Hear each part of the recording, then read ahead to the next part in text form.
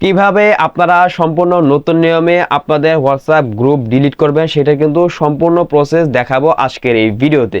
আমরা কিন্তু অনেক সময় কিন্তু ভুলভাল বশত অথবা বিভিন্ন কারণে কিন্তু হোয়াটসঅ্যাপ গ্রুপ খুলে থাকি, পরবর্তীতে দেখা যায় আমাদের সেই গ্রুপটার প্রয়োজন হয় না, আমরা চাই একেবারে চিরতরের জন্য ডিলিট করে দেওয়ার জন্য। তো আজকের এই ভিডিওটি ধৈর্য ধরে দেখুন, তাহলে কিন্তু আপনি কিন্তু খুব সহজে এবং ইজিলি কিন্তু আপনার সেই কাঙ্ক্ষিত হোয়াটসঅ্যাপ গ্রুপটি কিন্তু ডিলিট করতে পারবেন। বন্ধুরা, সরাসরি চলে আসলাম মোবাইল স্ক্রিনে। আমাদেরকে সম্পূর্ণ নতুন নিয়মে আমাদের হোয়াটসঅ্যাপ গ্রুপ ডিলিট করার জন্য আমাদেরকে সর্বপ্রথম আমাদের ফোন থেকে যে হোয়াটসঅ্যাপ আছে আমরা হোয়াটসঅ্যাপে চলে যাব। আমরা আমাদের ফোন থেকে হোয়াটসঅ্যাপে আসার পর প্রথমে আমরা যে গ্রুপটাকে ডিলিট করতে চাচ্ছি অবশ্যই আমরা প্রথমে সেই গ্রুপে চলে যাব।